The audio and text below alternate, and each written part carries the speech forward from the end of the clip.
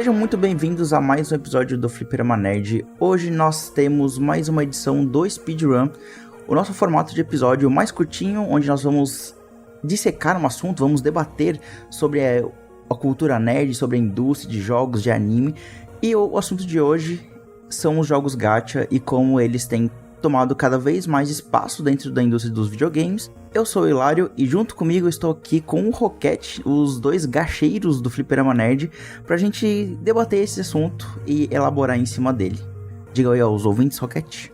E aí, gente, está aqui eu e o Hilário, nós dois, os viciados aí de gastar nossa vida pra tentar conseguir o waifu e husband. Gastar a vida, dinheiro, tempo, aquele buraco negro que só os jogos gacha proporcionam. Exatamente. Então preparem suas fichas porque está começando mais um episódio do Fliperama Nerd e também prepare seus summons, porque talvez você já está perto do pitch pra pegar o seu personagem, talvez. E vamos se lá. O seu jogo tiver um pitch? Ixi, nossa, nem fala. Eu falo sim, por causa que vamos desenvolver aqui, vocês vão entender. Sofrimento, traumas de guerra, esse teu comentário me trouxe, mas vamos lá.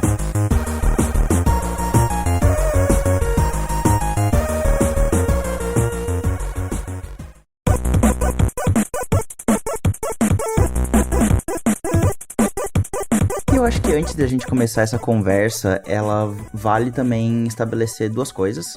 Uma delas é, pra quem tá escutando esse episódio e não sabe o que é um jogo gacha. Os jogos gachas, eles vêm daquela ideia dos gachapon, que é muito comum na cultura japonesa, que é aquelas máquinas onde tu coloca moedinhas, tu gira ali uma roletinha e tu tem uma chance de vir um bonequinho, né, dentro de alguns selecionados. Isso é muito famoso, é muito cultural lá do Japão. Isso tem também aqui no Brasil. Quando eu fui para São Paulo, eu vi algumas dessas máquinas, né? Aqui em Blumenau eu nunca vi, mas enfim.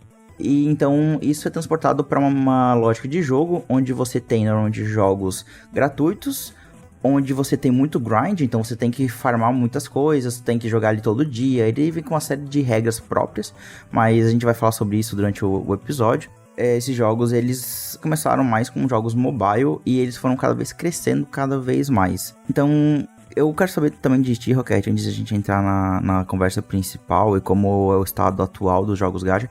Como é que foi pra ti entrar nessa vida? Tu ainda joga muita coisa? Olha, entrar aqui foi que nem começar a fumar crack. Olha, é uma boa analogia, infelizmente. Pois é, mas eu comecei a jogar os gacha mesmo foi com o Fate Grand Order quando teve o servidor global uns meses depois, por causa que o Gabriel Darkness, que a gente tinha aqui no canal, né, ele falou pra eu jogar junto lá com ele, essas coisas. E aí eu comecei a jogar e acabei gostando. Ainda mais por causa que no meu grupo de amigos todo mundo me conhece como o cara sortudo, o cara que tem a sorte idiota. E realmente, eu tenho uma sorte meio idiota aqui e ali. Então acabou que eu combinar minha sorte com um jogo que é pra sorte, meio que casou os negócios, então acabei gostando. Aí eu teve um período lá que não tava acontecendo com nada, fiquei com tédio e eu tive a pior e melhor ideia de jirico que eu já tive. Vou jogar o servidor japonês. Por que não? Eu tô com tédio, por causa que a diferença de tempo do servidor japonês pro americano é 2 anos. Isso é uma loucura, assim, de como muitos desses jogos... e aí falando um pouquinho também da história deles, assim, de como era muito forte no Oriente...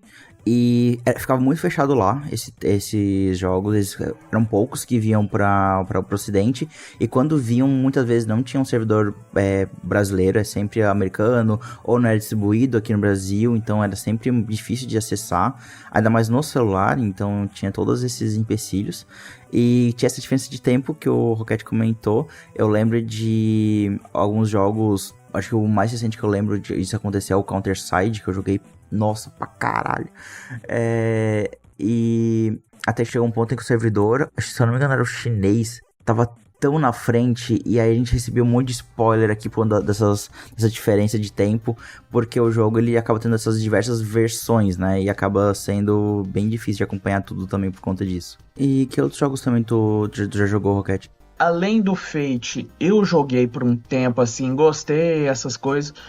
Vamos lá, a gente teve o Gragalha Lost, que infelizmente já encerrou. teve também eu joguei o Genshin Impact, joguei Pokémon Masters, também joguei um pouquinho de Precone e, como eu falei, os dois Fates, o japonês e o americano. E um que eu sempre quis jogar foi o do Monster Hunter Riders lá, que teve. Mas também, infelizmente, já encerrou. Cara, isso é um ponto também importante de a gente comentar, é que a gente tá num momento da indústria hoje de que, ou melhor, a gente tá talvez saindo já desse momento da indústria de jogos, de que tá todo mundo correndo atrás de um jogo como serviço, né? Aquele jogo gigantesco que vai durar pra sempre e vai ficar 10 anos aí criando conteúdo a cada ano, né? Um vibe meio Destiny e como acabou difundido. Só que a gente vê que nunca dá muito certo esse tipo de jogo. A gente tem vários que floparam terrivelmente. E eu consigo enxergar que os jogos gachas, eles vêm muito nessa vertente de tentar criar um jogo que vai durar muitos e muitos anos. A gente tem casos aí, o próprio Fate Grand Order, ele é um jogo que já dura muito tempo. O próprio Genshin Impact já tá aí no seu 4º ano rodando.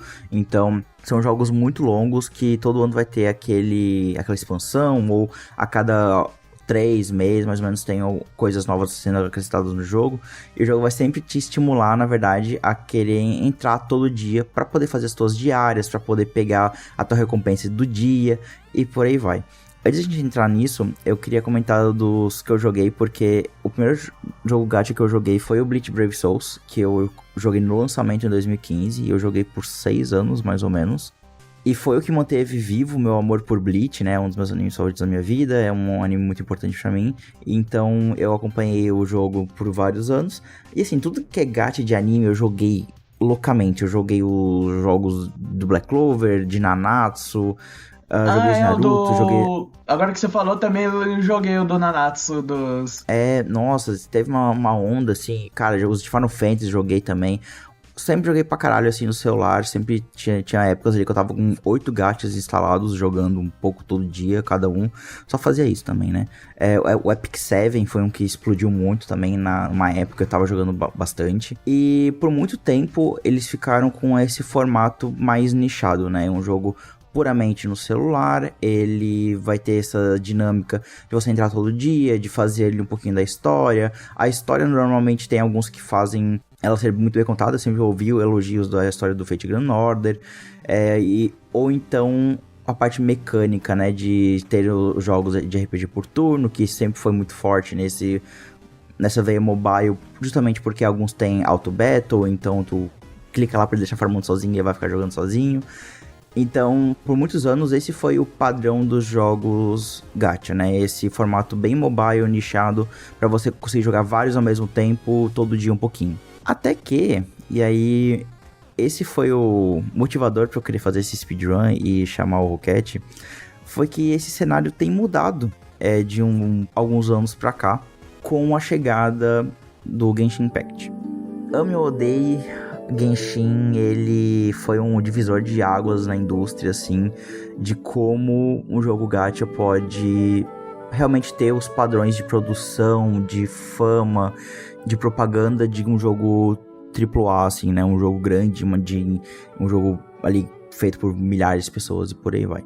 Em 2020 a gente tem o lançamento do Genshin, e eu lembro que na época ele foi muito comparado com o Zelda Breath of the Wild, que num olhar mais distante eles podem parecer jogos muito parecidos, mas toda a filosofia, conceito e execução são jogos extremamente diferentes, né? O Zelda, ele é um jogo single player, muito focado em exploração. O Genshin, ele pega esses elementos de exploração num mapa aberto e faz o jogador se perder ali, fazendo atividades. Ele é aquele tipo de jogo que tá o tempo todo te apontando pra ir pra um lugar específico que te chama atenção só de olhando no mapa, pra tu ganhar uma recompensa, pra conseguir juntar esse recurso, pra poder summonar por personagens, que aí tem a chance de vir um personagem novo, e é aí onde o jogo te pega. Então ali foi a primeira vez que a gente viu realmente de como poderia existir um jogo desse tipo, e lançado não só para celular, mas também para console, pro PC. Então ali ele estourou muita bolha. Eu tava tão na ânsia por Genshin nessa época, tava tão louco, que eu lembro que tinha uma beta aberta no servidor chinês. E você jogou? Dei um jeito com VPN os caralho pra conseguir, tipo, jogar. Aí joguei um monte, fiquei apaixonado pelo jogo, não tava entendendo direito como o que tava rolando, mas, né, tava tudo em chinês, mas deu tudo certo. E aí o jogo lançou, joguei pra caralho por uns 2 anos, mais ou menos, até quem joga ali vai reconhecer, até quando chega em Inazuma, que é a terceira nação, digamos assim, e a primeira grande expansão do jogo. E aí eu me perdi, eu tava vivendo só disso e não tava me fazendo bem. Aí eu não, eu preciso parar de jogar esse jogo porque tá consumindo minha vida, meu dinheiro. E então, melhor parar. Aí eu parei e fiquei vários anos sem jogar um jogo gacha nesse estilo. Tu chegou a jogar o Cat na época? Como é que foi pra ti? Então, comecei a jogar o Genshin lá pelo começo mesmo, acho que eu só perdi o primeiro evento. Eu joguei por uns 3 anos até chegar, cheguei também na Zuma, cheguei até a próxima nação lá, que é... Sumeru, né? Sumeru, isso. E pra mim foi divertido, mas acabou que o que meio que me... Eu gostava do design dos personagens. Eu também ficava crítico que, eu gostava de um personagem, às vezes eles faziam de um jeito que simplesmente não fazia jus ao personagem, tipo a Derraya. Não sei se você já chegou a ver ela, que ela é de Sumeru. Que ela pra ser meio tanque, essas coisas, mas ela saiu totalmente quebrada. Não é quebrada de bom, é quebrada de ruim. E eu fiquei muito broxado com isso, mas ela era um personagem permanente, então eu não fiquei muito pá com isso. Mas a questão é que o que me deixou um pouquinho brocochô com o Genshin foi que não importasse o que eu tirasse, nada estava sendo melhor que o meu Zhongli e minha Ganyu. Eu podia tirar todos os negócios lá, nenhum tava melhor que os dois. E eu fiquei meio... Qual que é a razão de eu jogar isso aqui? Se qualquer coisa que eu ver, eu posso enfrentar com esses dois. E isso é um ponto que eu acho que é o maior atrativo desses gachas modernos, mais recentes ali, pós-Genshin, de como... O atrativo são os personagens, né? Eles têm aquele sistema de que, normalmente, por atualização do jogo, vão vir 2 personagens novos, 5 estrelas, que tem uma chance minúscula de vir nos teus summons, né? Que, se não no Genshin é 0,6% de chance, então é aí onde mora o perigo desses jogos, né? E então a gente tem esses sistemas de o personagem, ele é o grande chamariz dessa atualização, do momento, onde aí tu tem a chance minúscula de pegar o personagem, e aí tu tem que farmar pra conseguir o recurso pra poder fazer os tiros ou os summons pra ir pegar o personagem, talvez, né? E é uma das maiores dores de tu jogar um gacha, é farmar loucamente pra chegar no dia e não pegar o personagem. Isso eu já passei, inclusive recentemente, mas eu já vou chegar lá. Mas nossa, é uma tristeza tão grande quando isso acontece. É uma desolação, você fica meio que vazio. Fica. E aí onde o jogo é safado e quer te pegar nesses momentos de fragilidade, e eles aí te fazem gastar, né? Porque aí o jogo, tu pode gastar aqui mais R$2.000 e pegar o personagem garantido, tá ligado? E eu não tô nem exagerando quando eu digo que são R$2.000. Tem alguns jogos que vai pra esse nível mesmo. Exato, por causa que é também uma coisa que pega pros gachas, pra fora é uma coisa, mas aqui quando chega no Brasil, a conversão não pega suave com os negócios de moeda. É muito caro. Muito caro. Por causa que pra lá, o valor vai ser o quê? Isso aqui você consegue o quê? 2, 3 dias de trabalho. Aqui, isso aqui é basicamente metade do seu salário. Sim. Recentemente a MiHoYo, né, que é a empresa que lançou Genshin, lançou Honkai. Os dois Honkais. E agora o ZZZ. Eu tava fazendo cálculo de quanto mais ou menos seria o valor pra pegar a primeira personagem do ZZZ. E, cara, pelo que eu calculei, dava quase R$2.000, assim. E é muito absurdo, porque como tá tudo em dólar, a conversão ela não perdoa a gente nesse ponto. Então acaba sendo bem complicado nesse ponto. Mas são jogos também que, tu conseguindo teus personagens, quando tu tem o teu time que tu monta, é tão prazeroso, é tão gostoso, dá aquele sentimento muito bom. E aí onde entra também o perigo de ser muito comparado à aposta, né? Onde a gente tem o perigo de galera que é facilmente ali influenciada por gastar dinheiro na aposta, porque é uma parada que vicia. E eu já estive nesse cenário de ficar não, eu vou aqui só gastar R$50 pra tentar fazer uma junção, sabe? Eu já tive isso com o Genshin e foi horrível.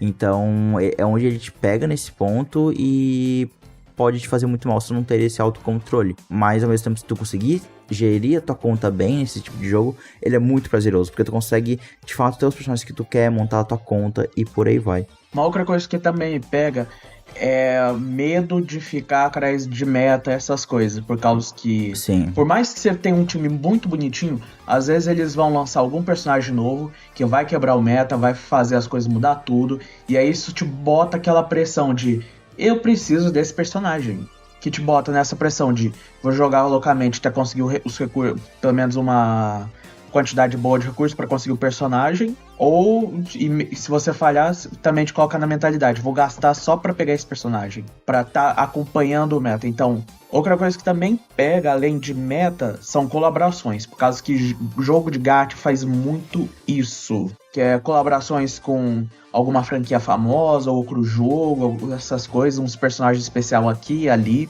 Exemplo, o próprio Genshin que teve com Horizon, que foi muito muito aleatório, mas ok, lá o Genshin o pessoal tem a Eloy, ninguém nunca usa ela por causa que não tem constelação, mas tá lá. E também tem diversos outros, por exemplo, muita colaboração com Evangelion, tem muita colaboração com Nier Automata, e entre as coisas. O Counter-Side, que foi um que eu joguei por quase 500 horas, ele fez collab com Code Geass numa época e eu lembro que eu fiquei muito hypado pra conseguir pegar o Lulute e a C2, então foi muito foda. E a gente vai ter, inclusive, ano que vem também uma collab aí vindo com o Honkai, né? A gente até tava falando sobre isso no grupo do Telegram. Exato. E até aproveitando, se você quiser conversar com a gente sobre jogos gacha e não só isso, né? Mas sobre videogame, sobre anime, sobre filme, sobre série, ouvir nossas histórias loucas, acesse nosso catarse.me/fliperama_nerd e lá a partir de R$5 você já pode fazer parte do nosso grupo do Telegram, conversar com a gente e ficar por dentro aí de tudo que a gente tá jogando, assistindo, vivendo, fazendo as coisas aí e ter esse contato mais próximo com a gente. Em questão das colaborações também tem... Eu não sei se você, Hilário, sabe, mas para quem joga muitos gacha, essas coisas, tem a infame colaboração. A colaboração de Persona. Sim, a collab que fecha o jogo, né? Exato. Eu acho que já são 5 ou 6 já que, tipo, um jogo teve colaboração com Persona 5, que coloca, tipo, Joker e mais 1 ou 2 personagens da franquia. Dá um ano e eles anunciam o fim do serviço do jogo. Já foram 5, 6 jogos desse jeito e o pessoal já assumiu que quando seu jogo pegar uma colaboração com Persona, se prepare que ele vai fechar. Meu Deus, que medo.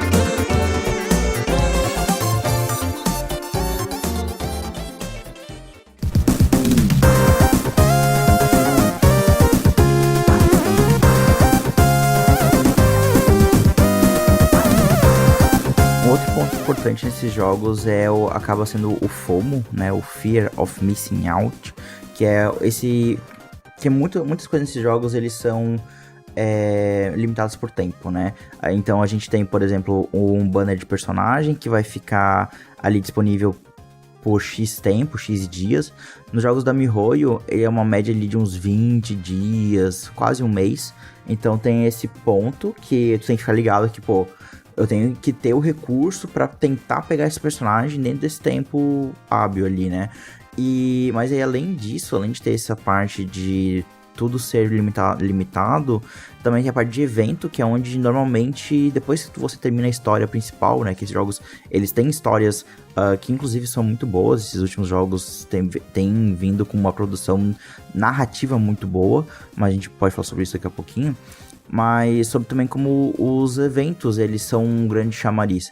Porque nesses jogos, isso dá de generalizar, os eventos eles são a principal fonte de recurso para você conseguir experiência, conseguir recursos para simular um personagem. E eu gosto como nos últimos anos isso tem ficado cada vez mais diverso, com eventos que brincam com o próprio gênero do jogo. Eu sei que Honkai, né, a gente vai falar sobre ele daqui a pouco, mas eu gosto de como o Honkai brinca muito com os eventos dele, até o Elden Waves também. Então eu acho muito interessante de como esses eventos eles sempre vêm pra dar esse boost no jogo, pra te animar, te motivar a jogar ele todos os dias. E aí, a gente por vários anos tivemos só Genshin como esse grande representante de jogos gachas mais com nível de produção mais alto, até que nós tivemos alguns jogos derivados, como por exemplo, a gente teve, eu acho que o primeiro grande foi o Tower of Fantasy, que lançou alguns anos depois que o Genshin, flopou horrivelmente. Hoje em dia ele tá numa baixa bem grande de jogadores, então ele não é um jogo que foi muito bem quisto, mas ele foi o primeiro assim a copiar e a executar as ideias que o Genshin fez em um novo jogo. Até que a MiHoYo, não satisfeita de ter um grande lançamento com Genshin, porque ela já era uma produtora de jogos antes, mas ela estourou mesmo a bolha com o Genshin Impact, ela foi lá e lançou o Honkai Star Rail, que esse eu posso afirmar que é um puta jogo. Eu tenho umas 500 horas nele, jogo desde o lançamento no PlayStation, porque eu não jogo no PC, né, mas jogo ele desde o lançamento no Play, que faz quase um ano, mais ou menos. E, cara, a MiHoYo de novo acerta e joga nos holofotes um jogo que ele é um combate por turno, que por muitos anos foi algo extremamente nichado, mas ele joga nos holofotes, ele torna mainstream um gênero que antes era nichado, um jogo por turno, que hoje em dia aí há discussões, mas que é quase maior que Genshin, senão já não é maior. E é um jogo, cara, tão bom assim, e a MiHoYo, ela, a cada lançamento dela, ela pega tudo que os fãs reclamam no jogo anterior, não melhora no jogo anterior e lança com isso corrigido no próximo jogo. Isso aconteceu com Genshin e Honkai, isso tá acontecendo agora com os ZZ também, mas foi um outro ponto. E aí, a gente ficou com a MiHoYo com esse monopólio de lançamentos, até que nós tivemos mais um competidor na indústria recentemente, que é a Kuro Games. A Kuro, ela já lançou jogos antes, né? Ela tem um repertório. O mais famoso delas, antes do jogo que foi lançado recentemente, é o Punishing Gray Raven, que inclusive eu já joguei um pouco. Ele é um jogo hack and slash, focado em combate, combo e tal. E aí, eles lançaram o, entre aspas, muito grandes, o Genshin deles, que é o Wuthering Waves. E foi de quebrar tudo, assim. Eu não sei se tu chegou a jogar, se tu tá jogando. Não, o Wuthering Waves não cheguei a jogar, já vi o pessoal falando. Já vi também o pessoal jogando o... Qual que é esse que você falou? O Punishing Gray Raven. Punishing Gray Raven. Tanto que é tipo um dos caras que eu acompanhava, que fazia conteúdo de Fate, um dos whale mais pesados que eu já vi na minha vida, parou de jogar, cansou do Fate e foi jogar o Punishing Gray Raven, acho que no servidor chinês, essas coisas. Nossa. Pois é. Mas aí o cara era um whale pesado, que ele não contentava de ter todos os 5 estrelas.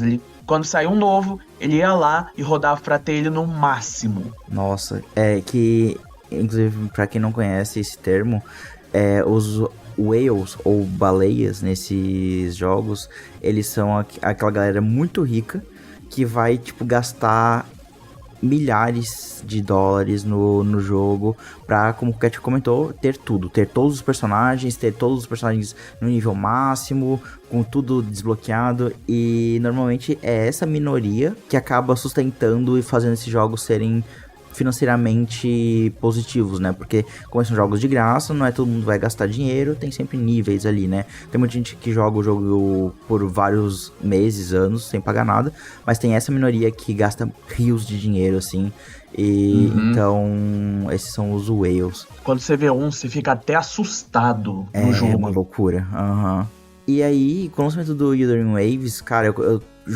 eu estou jogando ele no momento. Inclusive, minhas maiores frustrações recentes foi eu ter farmado um monte, não ter pegado a personagem nova que lançou no patch 1.1. Mas, enfim, isso serve para um outro cast. Mas, como ele trouxe para a indústria uma visão nova e uma empresa nova, fora MiHoYo, fazendo um jogo grande, com um orçamento gigantesco, que não tá nos consoles ainda, o que é uma pena, ele tá só no PC e celular por enquanto, mas isso trouxe a discussão de, tipo, Tá, então agora a gente tem mais uma pessoa, ou mais uma empresa, competindo com a MiHoYo, tendo uma nova visão, tendo novos jogos, porque por mais que a gente tinha outros jogos grandes, como o próprio Genshin e o Honkai, mas eles eram da mesma empresa, então tinha uma divisão entre fãs, tinha sempre o debate de qual jogo é melhor e por aí vai, mas no final das contas o dinheiro ia pra mesma conta. Agora não, a gente tem mais um competidor no mercado e fazendo agora os jogadores tendo que escolher, tipo, tá, eu consigo jogar tudo, eu vou ter que escolher entre um ou outro, e algo que eu tenho gostado muito de como a Kuro tá lidando é que eles estão escutando muitos feedbacks, tá sendo um jogo que tá sendo muito parceiro dos jogadores, então tá sendo uma ótima experiência também jogar eles, e inclusive eu recomendo também a todos jogar. Mas não cansada, a MiHoYo ainda lança recentemente, a gente tá gravando esse cast ali nas primeiras semanas que o Zenless Zone Zero ou ZZZ lançou, mas é um novo jogo também da MiHoYo e, cara, é uma loucura assim de como a gente teve por muitos anos só o Genshin sendo meio que o jogo principal, assim, gacha, que a todos dominava, e agora, num espaço curto de tempo, um ano, nem isso, a gente já tem o Honkai se tornando quase o Marco Genshin, a gente tem o Wuthering Waves, a gente tem o ZZZ, e assim, não tem como jogar tudo, cara. Eu, inclusive, tive essa experiência esse final de semana, de eu ter que desistir do ZZZ, porque não dava, é muita coisa, é muito evento, calendário de personagem, e as diárias de 3 jogos, então eu tive que dropar o ZZZ. Mas, cara, que momento foda, assim, que a gente tá na indústria, sabe? É porque realmente esses negócios acumulam e você fica meio que numa pressão gigante, que tipo, não sabe o que jogar, não sabe como manejar os negócios, ou você para de jogar os jogos ou você para de viver. Exatamente. E aí, isso chega a gente no cenário atual, que a gente tá com os jogos gacha, e aí até respondendo a pergunta que me motivou a querer gravar esse speedrun, é de como eles estão mudando a indústria de jogos e como eles estão impactando também essa produção de jogos, porque agora a gente tá vendo de que, pô, existe a possibilidade de ter jogos como serviço nesse modelo gacha, que dá de fazer de uma forma razoavelmente saudável, não vou dizer que é saudável 100%, porque ainda envolve muita emoção de você jogar ali todo dia, talvez o jogo te pegar num momento de fragilidade, você gastar um dinheiro que você não deveria, então tem esses alertas, mas eu vejo que a gente tá chegando num momento em que, pô, eu acho que a solução para jogo de serviço é talvez ele ser um gacha, e eu não gosto muito dessa resposta, mas me parece ser o caminho que a indústria tá tomando, porque a gente teve esse momento de, pô, não, todo jogo vai ser Destiny, todo jogo vai ser um Destiny Killer, então a gente tem o The First Descent, a gente tem o Warframe, a gente tem o Anthem e mais uma caralhada de jogo, e a gente vê que todos eles falharam, no final das contas. O The First Descent é muito recente pra afirmar isso, mas são jogos que a gente vê que, pô, não conseguiram fazer o que queriam, no caso, que é se equiparar a Destiny. Mas os jogos gacha, eles estão tendo um espaço muito grande no mercado. Não acho que eles vão impactar os jogos single player, de agora eu vou estar jogando Assassin's Creed, do nada vai ter um elemento gacha no meio dele. Não acho que isso vai ser o caso, e espero que isso não aconteça também. Na minha visão, são coisas muito distintas, assim, um jogo single player focado ali em história de um jogo gacha, mas eu vejo que talvez é um rumo quase natural para esses jogos como serviço, sabe? Qual que é a tua visão sobre isso, Roquete? Olha, minha visão é que realmente a gente tá num ponto da indústria de jogos que tá muito raro a gente ver pessoal lançando um jogo completo, você me entende? Que é tipo um jogo que quase não vai ter DLC, que o conteúdo todo já tá no jogo, vai ter uma história assim concisa, essas coisas. Um exemplo que eu vou te dar, que teve a DLC recentemente, é Elden Ring. Elden Ring lançou, teve, claro, uns updates ali pra buffar, nerfar, essas coisas, mas o jogo em si tava completo, é lá, você só tem que jogar. E a gente tá num momento atual da indústria de jogo que é tipo, o pessoal não tá fazendo muito isso. Eles estão lançando o jogo não completo, essas coisas. Às vezes ainda tá precisando de desenvolvimento, essas coisas, mas estão lançando desse jeito e aos poucos vão colocando isso de graça.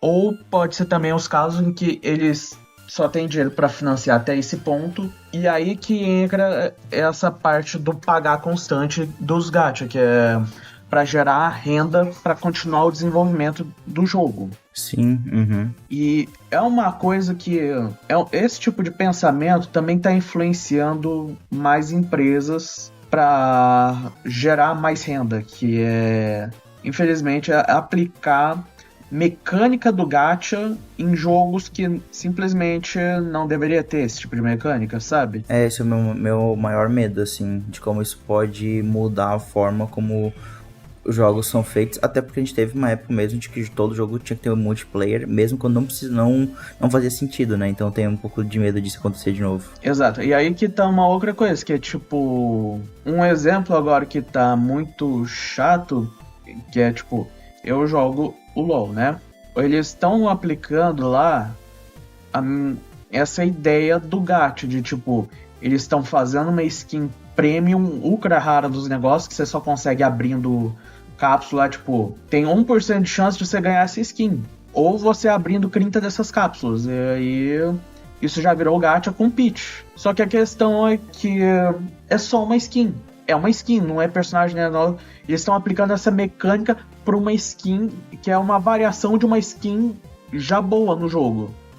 E eu odiei que eles fizeram isso justo no personagem que eu mais gosto lá, o negócio. Eles começaram a fazer isso e é uma skin bosta. É uma skin bosta. Putz, pior de tudo ainda. O pior é que eles fizeram isso no personagem que eu gosto como teste. E é tipo, do jeito que eles estão fazendo agora, tá até que decente, dá pra falar uma nova skin, mas ainda assim não vale a pena, por causa que, pelos cálculos, dá R$500 pra você conseguir essa skin. E eles fizeram isso no personagem que eu gosto, que deveria ser um Chroma. Deveria ser um Chroma. Um Chroma não deve custar nem R$10. E eles fizeram isso no personagem que eu gosto. E aí que eu fico pensando, mano, até que ponto eles vão começar a fazer isso pra gerar renda pra manter um jogo vivo? Por causa que ele não tá acabado e eles têm grandes promessas pra isso. Em que a gente passou de ter jogos indies que precisavam de gente comprando, assim, no Early Access, essas coisas pra eles desenvolverem, pra ter a necessidade agressiva agora de estar sempre precisando do dinheiro. Até que ponto a ganância vai chegar deles, desenvolvedores? Eu tenho medo disso, mas algo que eu espero que a gente consiga chegar na indústria e que quem está fazendo jogos ou financiando eles também entenda, é de que, existe espaço para as duas coisas, sabe? Existem jogos single player que vão ter seu escopo fechado, você vai terminar e deu, vida que segue, e vão ter esses jogos infinitos, né?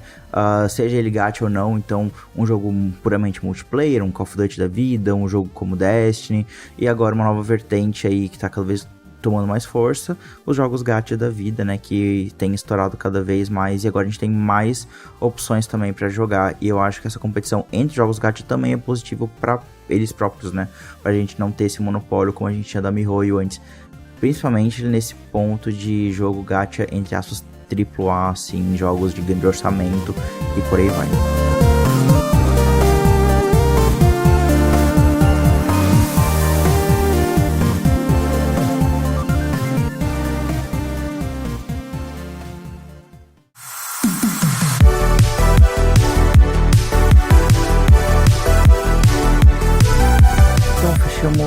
Mais episódios do Speedrun.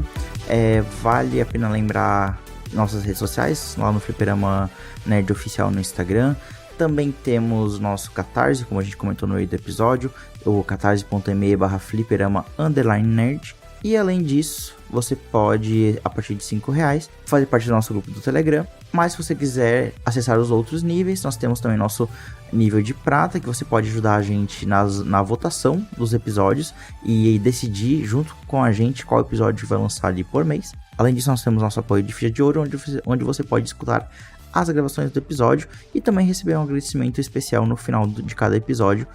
E aproveitando isso, eu quero agradecer muito ao Perfil, ao Pedrinho, ao Bruno Felipe, ao Lucas Bittencourt, ao Gaba, a Vivian e também ao Santiago. A ajuda e apoio de vocês é fundamental para o Fliperama Nerd se manter saudável e crescendo cada vez mais. Então acho que fechamos. Muito obrigado, gente, quem escutou até aqui. Valeu, beijo, até a próxima. Tchau. Até a próxima, gente.